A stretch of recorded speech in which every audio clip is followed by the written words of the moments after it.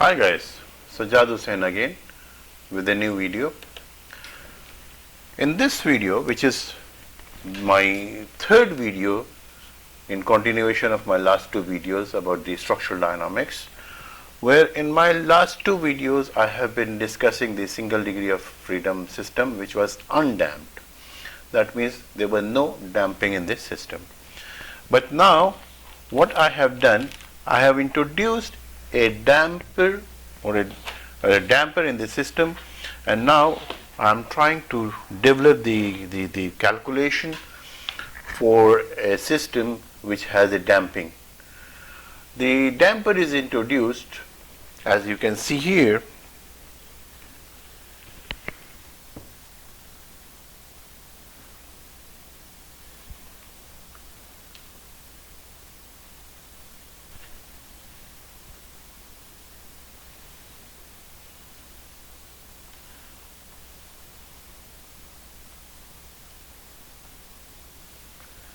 See here, the damper is introduced here with a damping coefficient C. Here the case is that a mass M is connected to a spring with a spring constant K, and a force is applied in this direction. It is pulled in right hand side and then released. So what will happen, there is a net displacement U in the right hand direction. That means this body has moved from this point to this point, and then it is released. When it is released, the elastic restoring force of the spring is acting in this direction. The damping force is also acting in this direction, and the gravity, the inertial force is also acting in this direction. So if I add all these three forces which are acting in the same direction, so I will get this equation. That means M U double dot plus C U dot plus K U is equals to constant. So let me say this is my equation number 1, where M is the mass, U double dot is the acceleration, C is the damping coefficient. This damping coefficient is assumed to be dependent on velocity. That's why the factor U dot is introduced here, and of course the spring constant is K multiplied by the displacement U. So I can see that this is a second order differential equation, and we can say that the exponential coefficient U is equals to C times E into e raised to power pt will satisfy this equation. So if I take this function U is equals to C into e raised to power pt, I can calculate U dot and U double dot. So let us calculate U dot and U double dot. So here the U dot will be C into P into e raised to power pt, and U double dot will be equals to C then P square into e raised to power pt. So if I substitute all these values, what I will get? I will get M into C into P square into e raised to power pt plus C into small c into P into e raised to power pt plus capital C into e raised to power pt, and that should be equal to 0. Say this is our equation number 2. So now what I can do, I can take some factors common.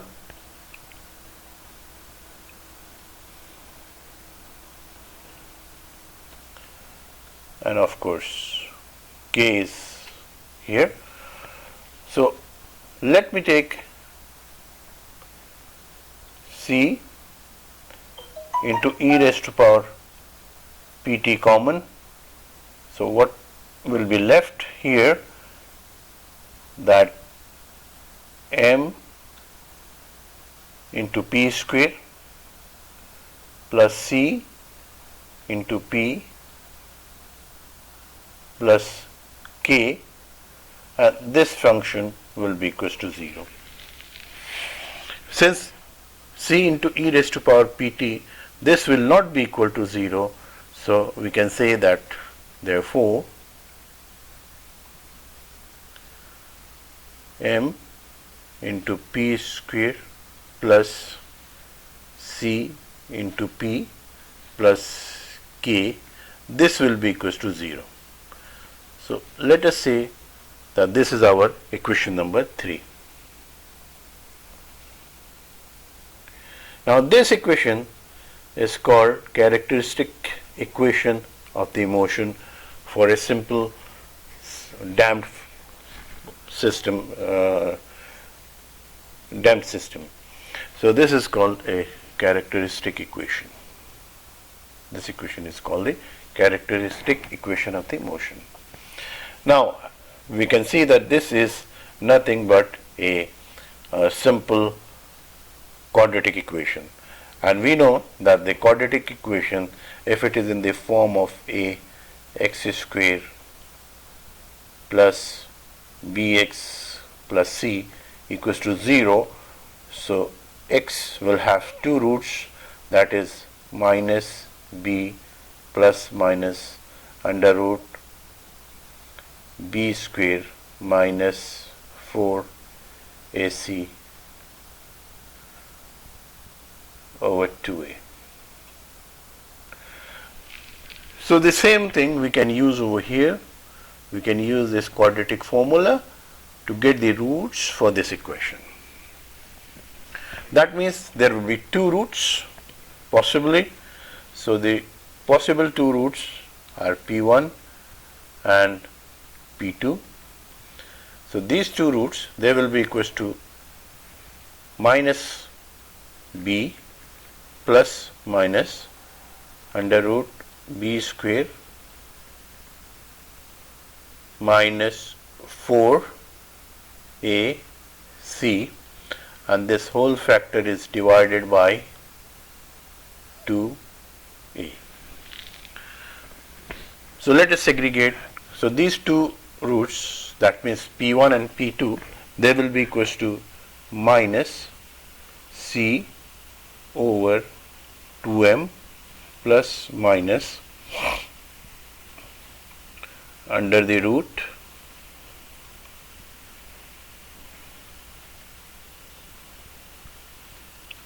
c over 2m square minus 4mk divided by 4m square. So 4 and 4 cancel, m cancel with the square. So what we will left with, minus c upon 2m plus minus c upon 2m, this is whole square, minus k upon m, and of course this is the under root. So these are the two possible roots for this equation. Now at this stage we can see that this equation will have two roots,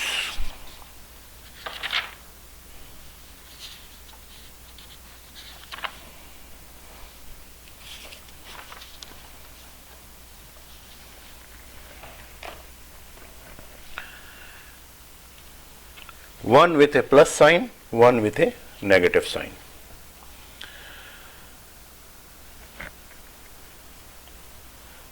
Now what we can say,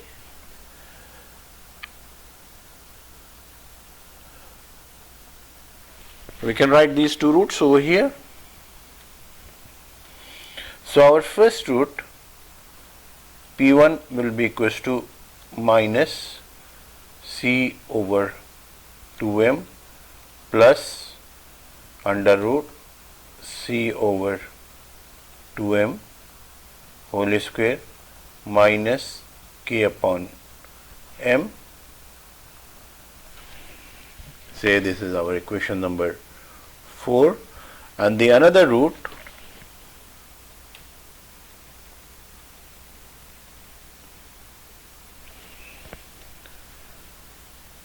P2, this will be equals to minus C upon 2m with a negative sign, and the whole radical factor will be there, C upon 2m whole square minus k upon m, of course under the root.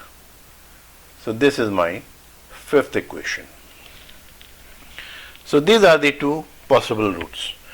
So our equation, final equation will be u is equals to c1 into e raised to power p1 t plus c2 into e raised to power p2 t. So this will be our final solution. But still we have not calculated what the roots are. But we know one factor, that this P1 and P2, their value depends on the radical factor. That means this term C upon 2m whole square minus k upon m, the results are, it may be 0 or it may have negative value or it may have a positive value.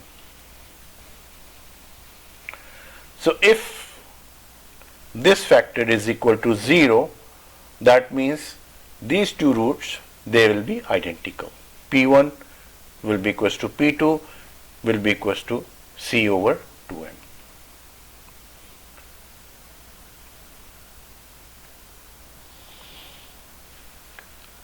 If it will be minus, then it will be with a negative sign under the radical. That means it will be a complex number and it will have different type of problem. If it will have a positive value, that means then there will be two distinct roots. So let us examine what will happen if this equals to 0. Let us assume that for the sake of simplicity, the simplest case, let us see the case when this is our case number 1. Case number 1 is this factor C over 2m whole square minus k upon m is equal to 0. That means if this factor is equals to 0, what will happen? C upon 2m whole square will be equals to k upon m. Or I can say c square upon 4 m square will be equals to k upon m. That means this c square will be equals to 4 m square into k upon m. So I can cancel. That means this c square will be equals to 4 times k into m. Or I can say this c will be equal to 2 times under root k multiplied by m.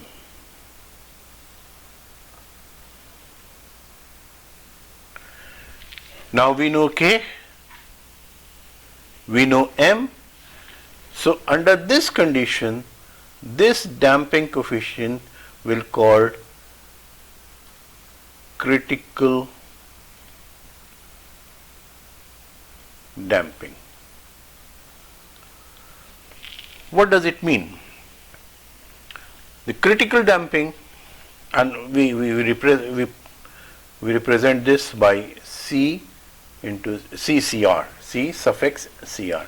So we can say that CCR is equals to 2 times under root k into m.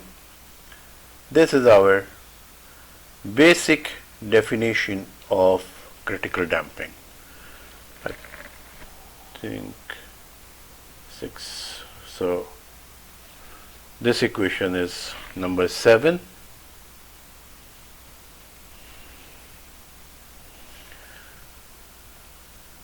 So what is the significance of this critical damping? What does it mean? So if the system has critical damping, that means this critical damping is equals to 2 times under root k into m. So the solution will be only one specific solution. That means P1 and P2, both of them will be equal. So only one solution. That means there will be no oscillation. Simply the curve will go down in certain period of time. So if I can draw a curve, I can say that U will go down at some period of time. So there will be no oscillation. This is U. So with the passage of time,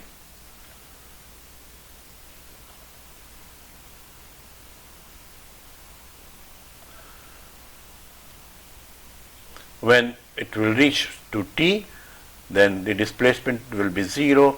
That means no more oscillations, only one particular solution. So in this case, this is called critical damping. I can say you a classical example of a critical damper is a door closer. When you open the door, if the door is a swinging door, if there is no damper attached, so it will oscillate in a to and fro motion, and gradually it will come down.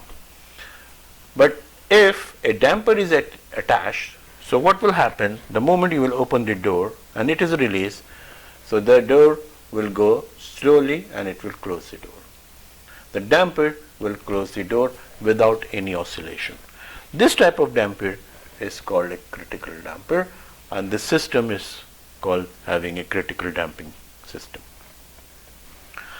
We can add some more factors over here. We know that omega is equal to under root k upon m.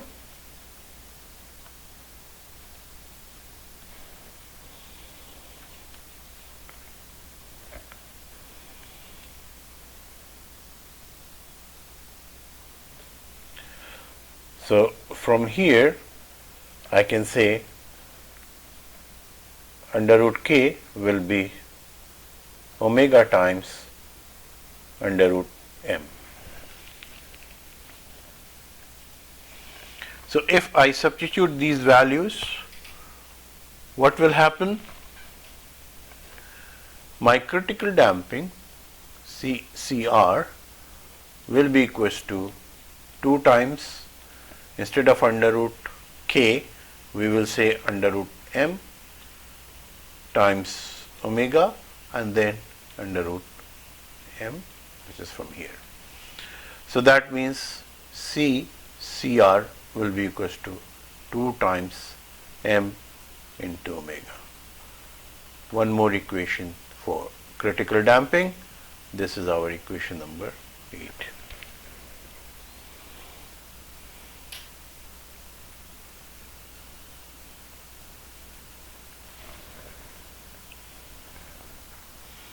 Similarly, if we eliminate m, so we can derive that CR will be equals to 2 times K over omega. So we can say this is our equation number 9.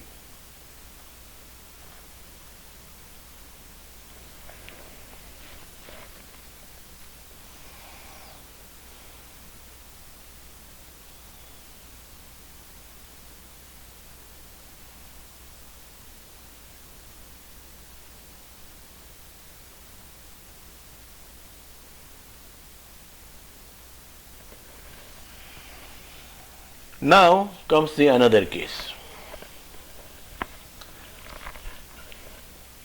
when the factor, let us say, so this is critical damping portion is complete.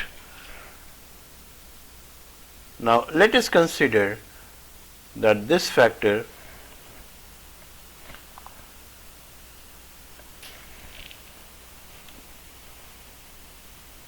C over 2m minus whole square minus K over m is not equal to 0, rather it is some positive value. The net result is a positive value. That means there will be two distinct values of P1 and P2. P1 and P2 will be real roots. So there will be two real roots. This sort of function is called overdamped function. This is called overdamped system, where there will be two different values, P1 and P2, and these are overdamped system.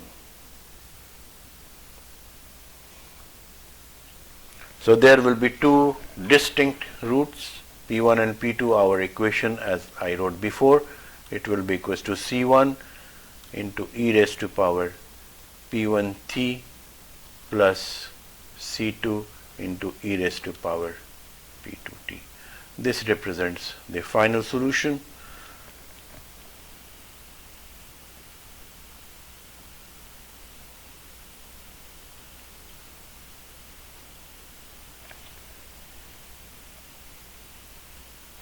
So this was our equation number 10. Yes. So I can say this is our equation number 10. There will be two distinct roots. If it is overdamped, then what will happen? If the system is overdamped, that means it will take a very long time to reach to zero value.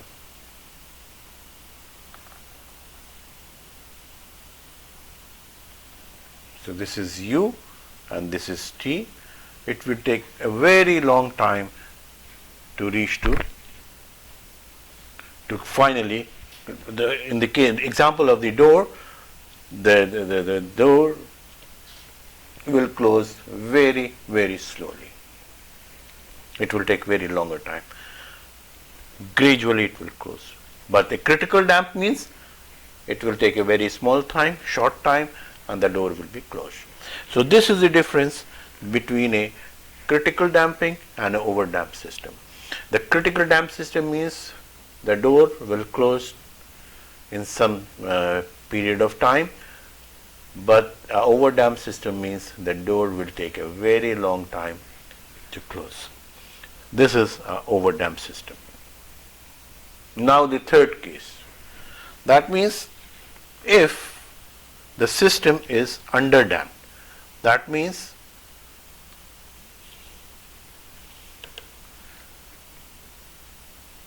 this factor is negative. Now we will consider under damped system. That means this factor C over 2m whole square minus k upon m is not equal to 0, rather it has some negative value.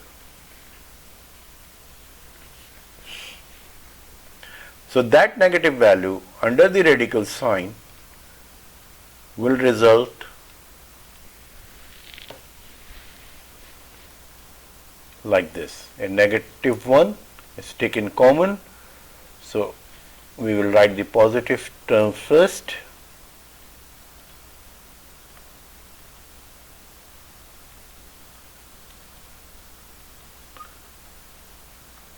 And this will be under the radical sign. So this under the radical sign with a negative 1 will introduce an imaginary, it will introduce a complex factor iota. It is no more a real number. The end result will be a complex number with iota, where iota is equal to under root minus 1, and we know how to solve the complex number problem. So this will be iota times under root k upon m minus c upon 2m whole square.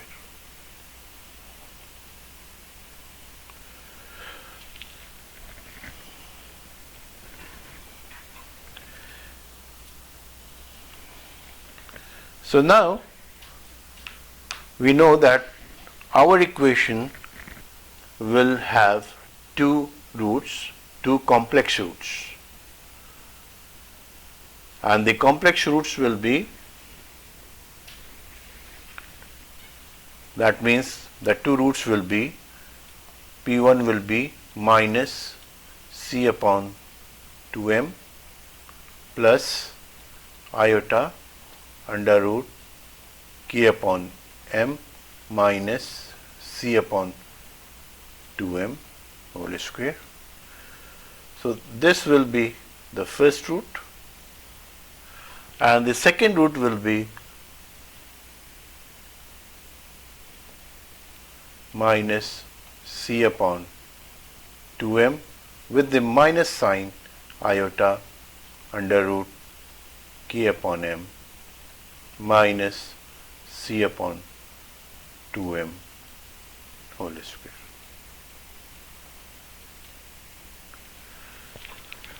So if this is the situation where we are dealing with such a condition where roots are complex numbers, so what we will do? What do we understand? If it is underdamped, that means there will be oscillations, and these oscillations will continue.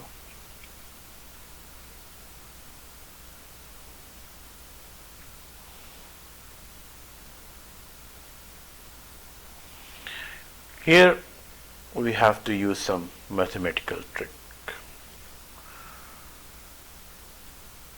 But let us define a damping ratio factor before proceeding to further to solve these equations, let us define,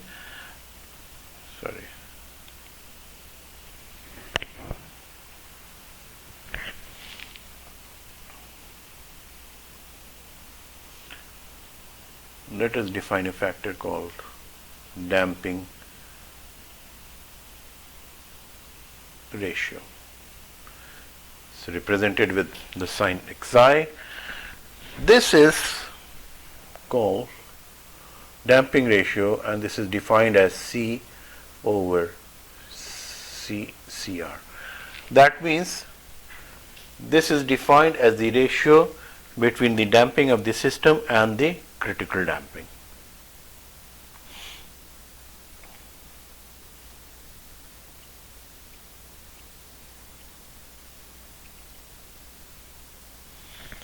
And we can also define the damping frequency. Let us define the damping frequency as well.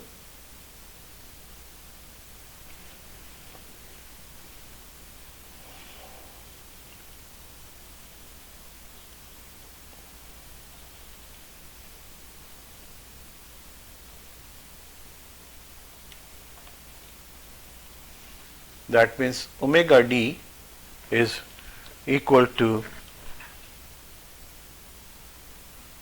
under root k upon m minus c upon 2m square. So omega d is is defined as the damping frequency of an underdamped system, and we define the damping ratio omega is equals to C over CR, where CR is the critical damping and C is the damping of an underdamped system. That is the actual damping of the system.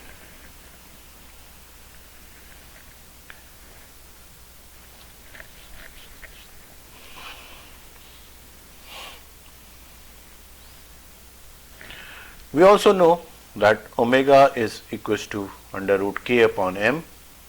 Sorry, where is the pointer?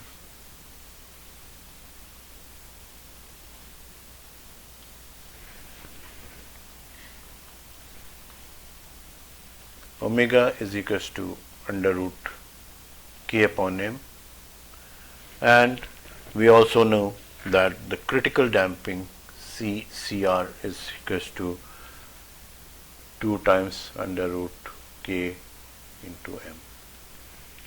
So with all these, what we can say,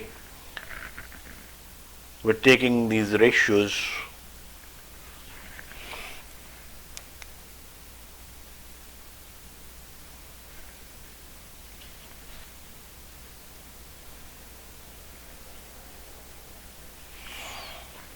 let me write the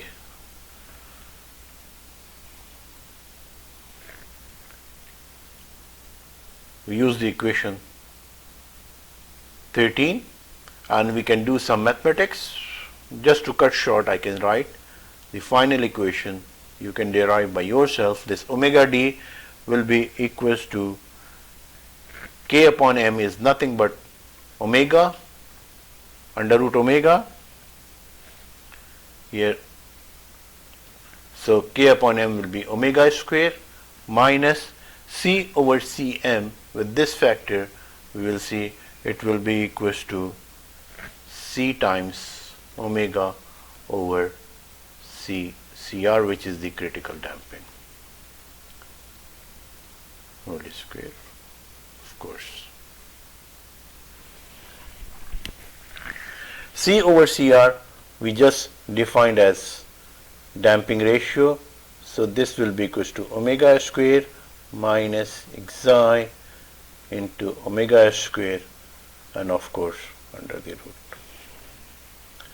So we can define omega d, which is the damping frequency. This will be equals to omega times under root 1 minus xi square.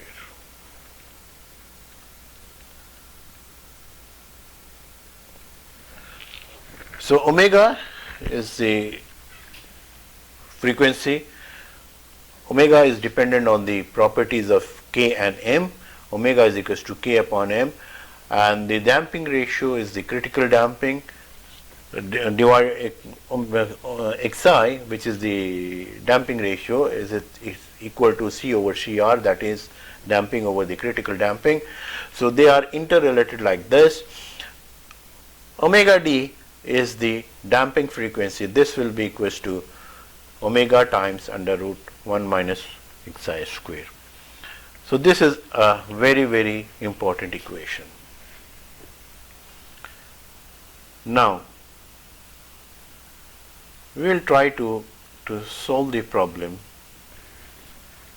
and let's see what we can get. Since this is a complex number problem, so we have to utilize complex mathematics. We know some identities in our complex algebra, that is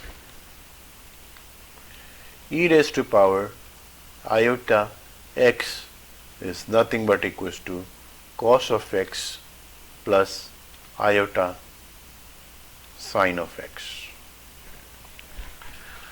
Similarly, e raised to power minus iota x is equal to cos of x minus iota sine of x. These two equations are known from our basic algebra, and we can use these two utilities.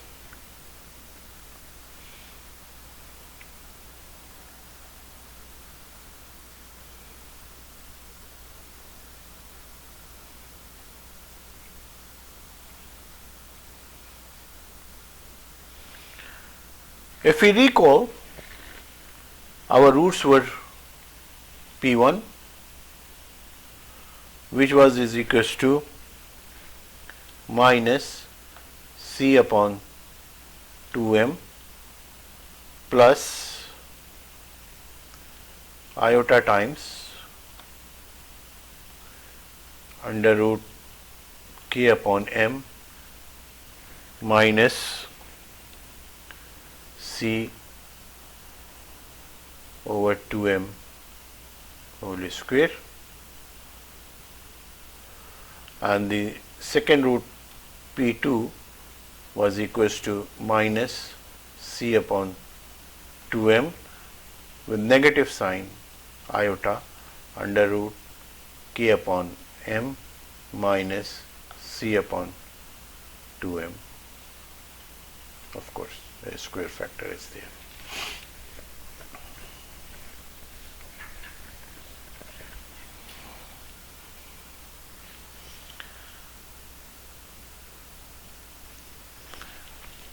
And you have seen in the above derivation, we assume that this is equals to omega d.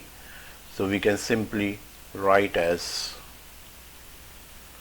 P1 is equals to minus C upon 2m plus iota omega d, and P2 is nothing but minus C upon 2m minus iota omega d.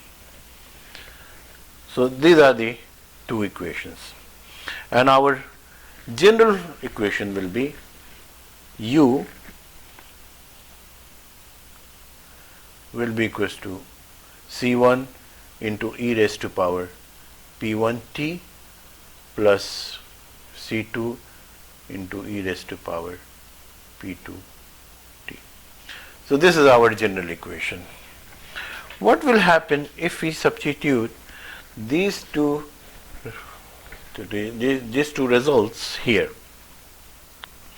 That means if we substitute the value of P1 and P2 in this equation, our general equation, so what will be the result? This is our general equation of motion. So what will be the result? Let us try to achieve the result over here.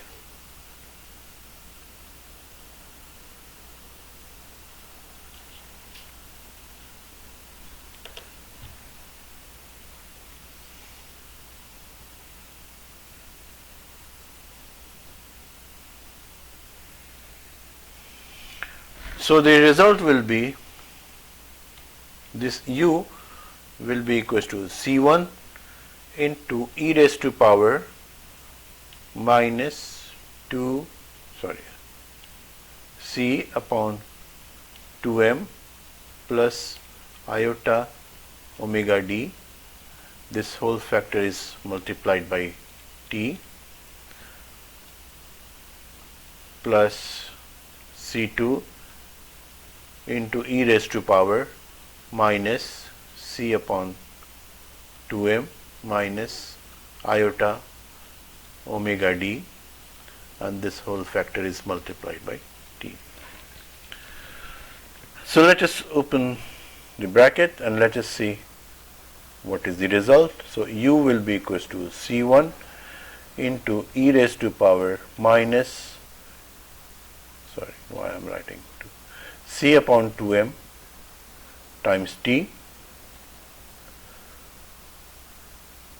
plus iota omega d times t, and then it will be C2 into e raised to power minus C upon 2m times t plus, this will be minus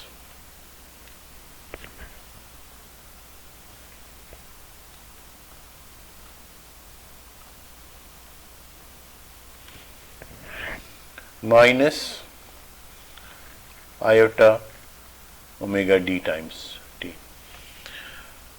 So we can also write like this: u is equals to C1 into e raised to power minus C upon 2m times t into e raised to power iota omega d times t plus C into e raised to power minus C upon 2m times t into e raised to power minus iota omega d times t. We can take something common, so our function u will be equals to e raised to power minus C upon 2m times t, and this will be equals to C1 into e raised to power iota omega d times t plus C2 into e raised to power minus iota omega d times t.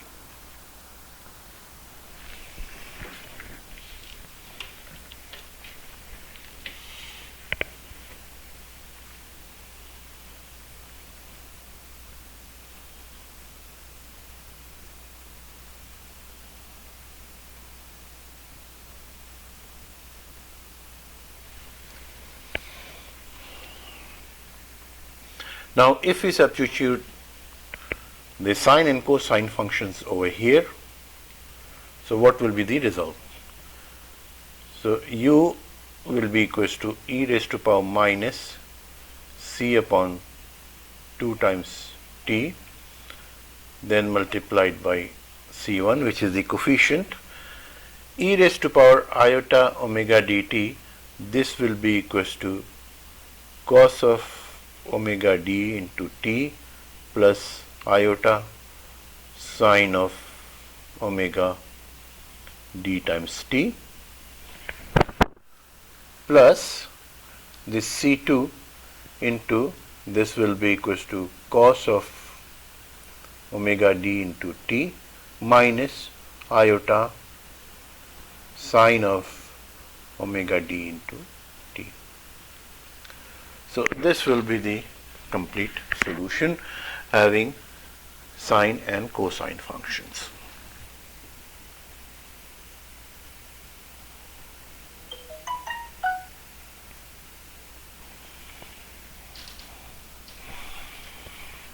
Let us segregate sine and cosine functions. So what we can write over here, that u will be equals to e raised to power minus C upon 2m times t, and then C1 plus C2 into cos of omega d times t plus iota and C1 minus C2 into sine of omega d times t. Clear? So here is the negative, positive.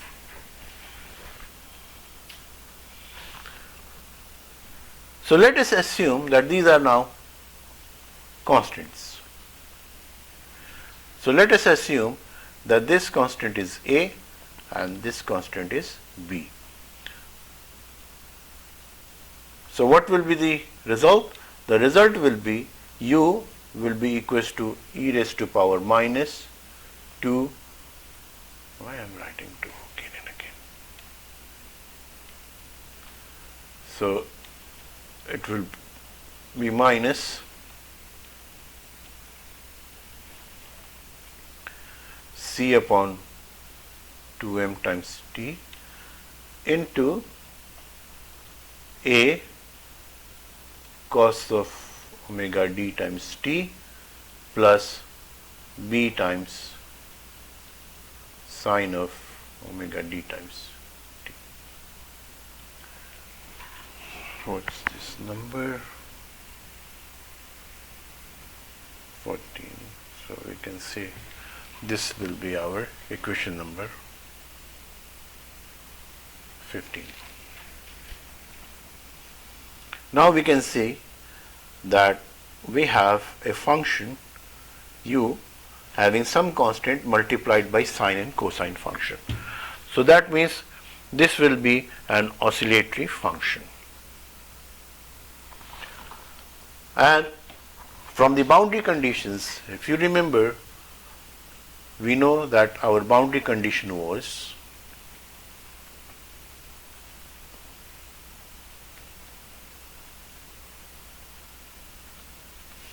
when time t was equals to 0, u was equals to u naught and v was equals to, or sorry, let me write in this way. The velocity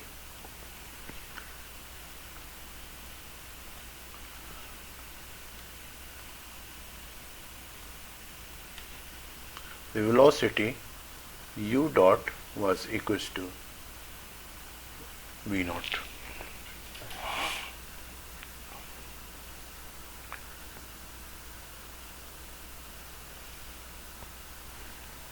Now we can apply these boundary conditions to equation number 15. So let's apply the boundary condition.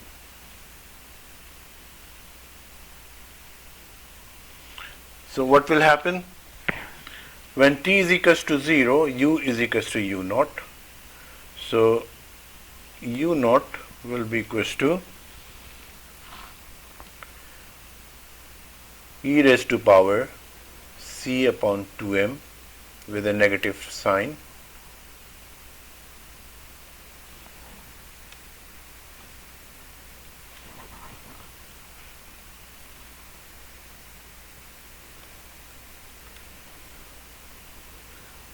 into 0, and then it is multiplied by a cos 0 plus b sine 0. So sine 0 is 0, that means cos 0 is 1. This something raised to power 0 is equals to 1. So our end result is u naught is equals to a.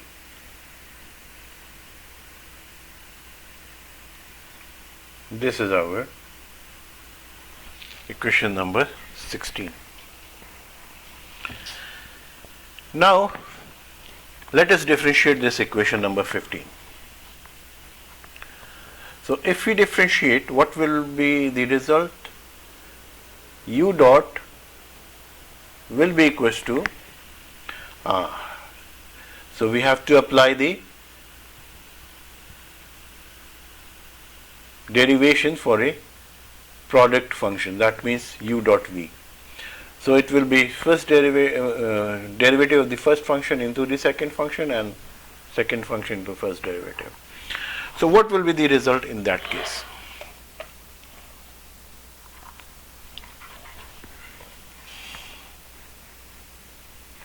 So let us differentiate the first function, that means this one,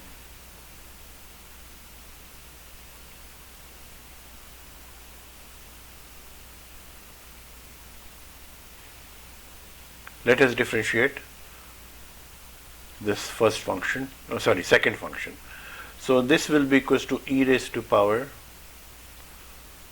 minus c over 2m into t. A derivative of cos is minus sine omega dt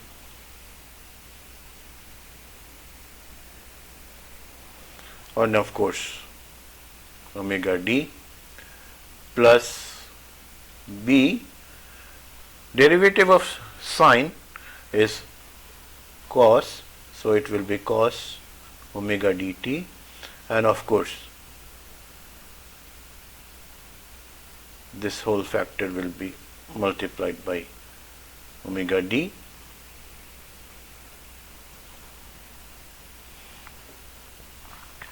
plus this second function will remain as it is, that means a cos omega dt plus b sine omega dt, and then this will be multiplied by e raised to power minus c over 2m, the same function, e raised to power minus c upon 2m into t, then multiplied by minus c upon 2m. So this is the complete derivative. Let us rearrange this value, or we can apply, instead of rearranging, we can apply the value of t. So what will happen, this u dot will be equals to v naught e raised to power something multiplied by t is 0, so this factor will be equal to 1 multiplied by a sine 0 is 0, and of course does not make any difference if I put plus b, which is equals to cos omega t into cos omega into 0 is 0, so this will be equals to 1 and then multiplied by omega d, plus here this will be a, which we have just calculated before, that it was u naught into cos omega t, cos 0 is 1 plus b into sine 0 is 0 into e raised to power 0, that is 1, into minus c upon 2m. So we can see that this v naught will be equals to, this function is 0, so it will be omega d times b minus, let's say plus u naught into minus c upon 2m.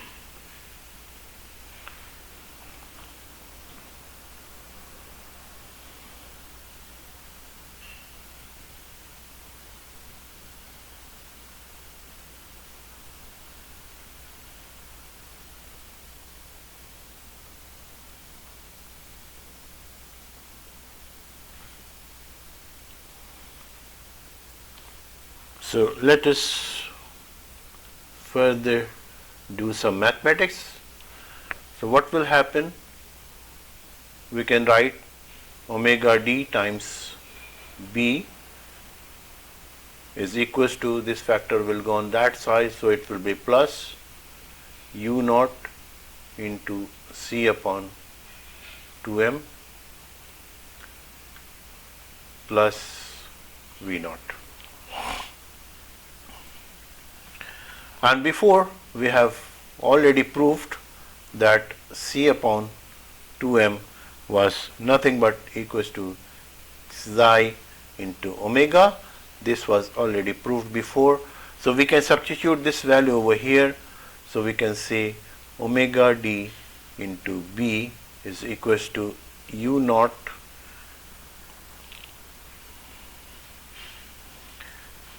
into xi omega plus v naught.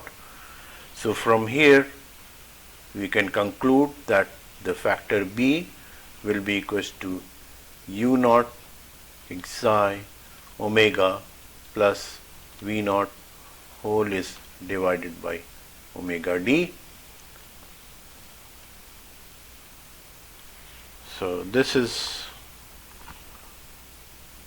15, 16. So this is equation number 17. So now we saw that equation number 16 and 17 gives us the value of a and b. If we substitute these two values, what will happen?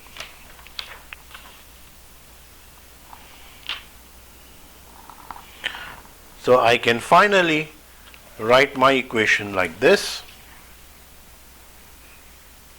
That means u, which will be a function of t, will be equal to e raised to power minus xi omega t, which is nothing but c upon 2m,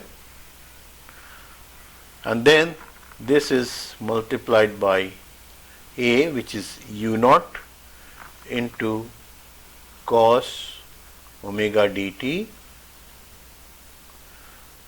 plus v naught plus u naught omega xi over omega d into sine omega d t. So this is my final equation. Equation number 18 gives me the final equation of the displacement function. So let us conclude over here, and we will proceed further in the second lecture. For the time being, let us stop over here. Please do not forget to subscribe my channel, and please do not forget to share it. So let us stop for the time being over here.